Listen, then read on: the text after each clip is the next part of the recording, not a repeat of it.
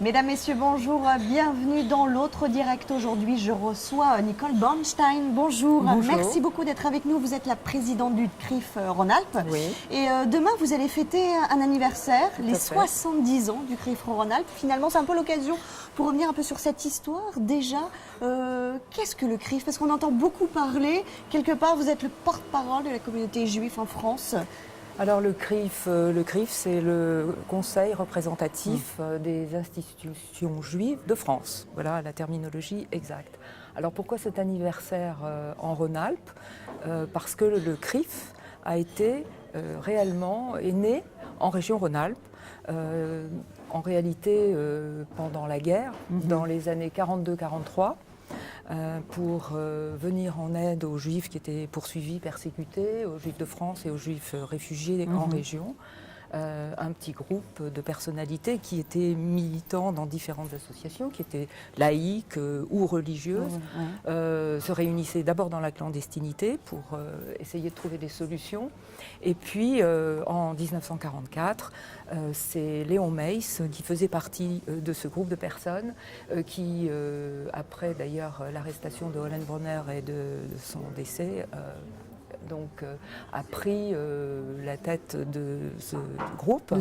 Et comme c'était un juriste, c'est lui qui a mis en place les statuts de ce qui est devenu d'abord le Conseil représentatif des Israélites de France et qui est parti en fait après-guerre s'installer à Paris, dans un esprit de centralisation. Voilà. Donc du coup, quelque part, vous représentez la parole politique des Juifs en France. Comment vous les défendez? En réalité, on est l'interface qui permet les relations et le dialogue avec les autorités politiques et les institutionnelles de la région.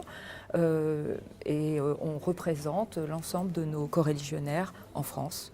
Alors, et pareil, c'est un gros aussi, bien groupe sûr. parce que effectivement, vous me parliez du dîner du CRIF, ce fameux dîner du CRIF, que ce soit à Lyon ou même bien évidemment à Paris. Oui. J'allais dire, il y a tous les politiques qui sont là, toutes les représentants aussi des autres communautés qui sont présentes. C'est un événement important et symbolique. C'est un événement important, c'est un événement symbolique. C'est en réalité, les premiers dîners du CRIF ont été instaurés par Théo Klein à Paris. Et puis rapidement, Lyon a pris, la suite, a effectué le même type de dîner à l'initiative de Maître Alain Jakubowicz, qui a été président du CRIF Rhône-Alpes également, qui est mon prédécesseur, avant Marcel Amselem, qui était aussi auquel je succède. Voilà. Et donc, effectivement, c'est un événement attendu. C'est le moment, c'est un moment de convivialité, c'est le moment où l'ensemble de nos coreligionnaires viennent, sont invités, et également tous les politiques de la région. Et en général, on invite un représentant, un membre du gouvernement en place en France. En France, oui. Donc l'année dernière, nous avions Claude Bartolone. L'année d'avant, nous avons eu le très grand honneur d'avoir le ministre de l'Intérieur à l'époque, Manuel Valls. Effectivement. Voilà. Et cette année, je vous réserve le nom de l'invité. Je vous invite pour le 29 janvier. 29 janvier, ça va se dérouler le 29 janvier voilà. 2015. Voilà. Donc, 2015. ce fameux dîner. Alors, pour revenir un peu à l'actualité,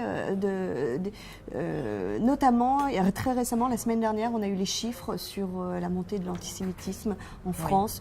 91% de plus d'actes antisémites. Ça se voit aussi dans la région en Rhône-Alpes. Bien sûr. À Lyon. L'augmentation est nette.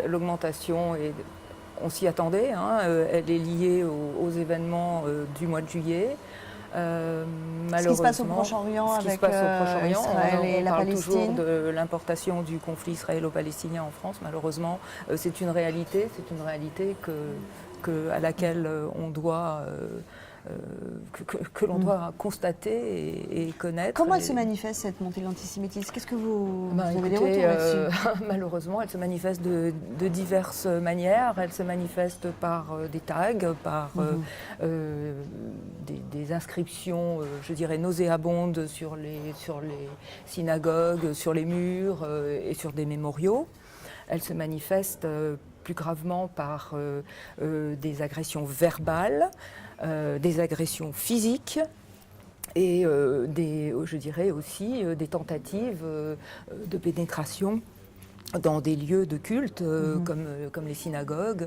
Et ce que le CRIF national a également signalé, c'est que maintenant, ce sont des groupes organisés qui sont susceptibles de pénétrer ici ou là. Bon, et puis je ne vais pas revenir sur les événements de Sarcelles, vous savez bien ce qui s'est passé. Les magasins qui sont a priori tenus par des juifs ont été ciblés, détruits.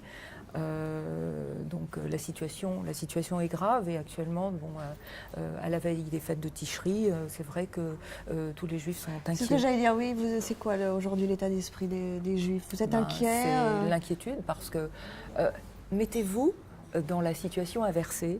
Imaginez que vos enfants soient obligés de fréquenter des écoles publiques ou privées dans des conditions fermées. Alors je sais que les écoles sont protégées actuellement, mais il faut se rappeler que pourquoi les écoles sont protégées par des barrières, toutes les écoles de France d'ailleurs, c'est suite à l'affaire Calcal qui est survenue à Villeurbanne, où là c'était une école juive qui était visée. Actuellement, dans les écoles privées juives, on est obligé de se barricader.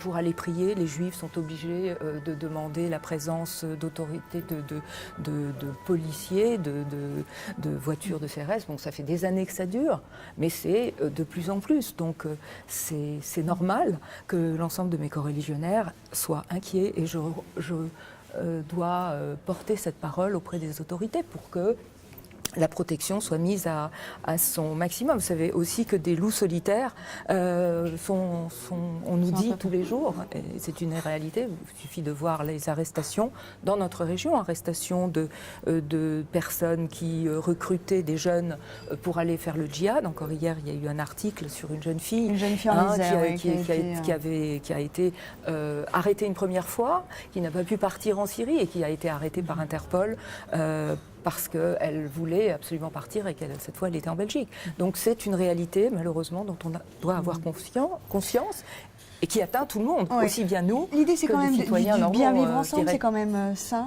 l'idée ultime, à la fois entre juifs, entre catholiques, enfin chrétiens, entre musulmans, dans ces religions-là. J'allais me faire un peu l'avocat du diable, mais est-ce qu'aujourd'hui, les communautés ne se renforcent pas entre elles ? Je ne pense pas, et il ne faut pas. Et justement, l'objectif de notre action, c'est de s'ouvrir, d'apporter la connaissance. Il y a eu depuis des années, grâce à un travail très en profondeur, et d'ailleurs du CRIF Rhône-Alpes, un rapprochement avec les religieux. Vous savez qu'il y a un mémorial de Courtrai qui est en Israël, justement, et qui rappelle toute l'action de Monseigneur de Courtrai. On aimerait arriver au même niveau de proximité avec les musulmans qui sont invités à toutes nos manifestations, de même que nous y sommes invités. Vous parliez justement des djihadistes qui viennent renforcer les rangs d'État islamique, notamment les communautés musulmanes. On sévèrement dénoncé cela hier d'ailleurs. Absolument. Oui, c'est important. C'est très important de le dire. Et je pense que ce serait, vous qui êtes journaliste, très important de porter la parole des musulmans qui sont des citoyens Kamel musulmans. Kaptan a été peut-être d'ailleurs Kamel Kaptan, qui est le grand recteur de la mosquée de Lyon, a été l'un des premiers là-dessus à vraiment sévèrement condamner en faisant vraiment la part des choses. Sévèrement condamné au mois de juillet dernier. C'est à ce moment-là récemment. Oui, d'accord. Et puis par rapport au djihad. Par rapport aux djihadistes et par rapport aussi à ce qui se passe à l'égard des chrétiens d'Irak.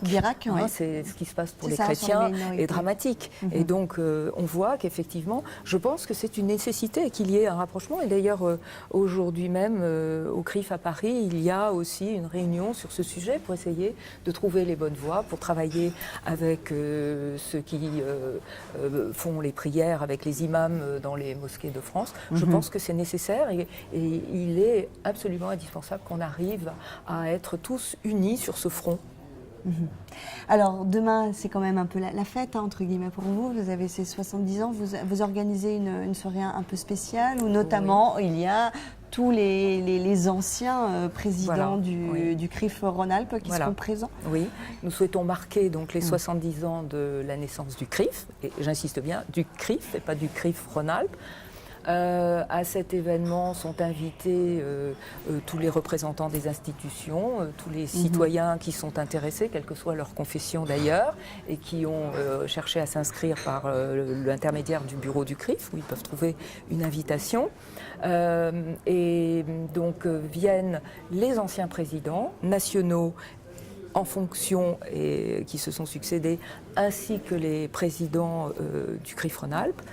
Par ailleurs, nous avons invité 3 experts dans chacun des domaines qui ont toujours été les domaines phares de l'action du CRIF, à savoir la mémoire, faire naître tout ce qui est issu malheureusement de la Shoah, qui est un événement qui restera marquant dans notre humanité, en fait, qui concerne tout le monde. Donc Beat Klarsfeld sera l'invité. Pour cela, nous avons Dominique Régnier, qui est un universitaire, professeur à Sciences Po Paris, et qui lui vient nous parler de tous les problèmes d'identité et d'antisémitisme et de ces relations entre les citoyens actuellement et des difficultés justement qui se présentent dans la nation. Et enfin, nous avons M. Antoine Sfer, qui est le directeur des Cahiers de l'Orient, et qui, lui, viendra nous éclairer sur la complexité de la situation politique et stratégique à l'heure actuelle au Proche-Orient, avec aussi, bien sûr, au milieu de toute cette complexité, Israël. Exactement. Merci beaucoup, Nicole Bernstein, d'avoir été avec nous dans l'autre direct. On se retrouve dès demain dans l'autre direct.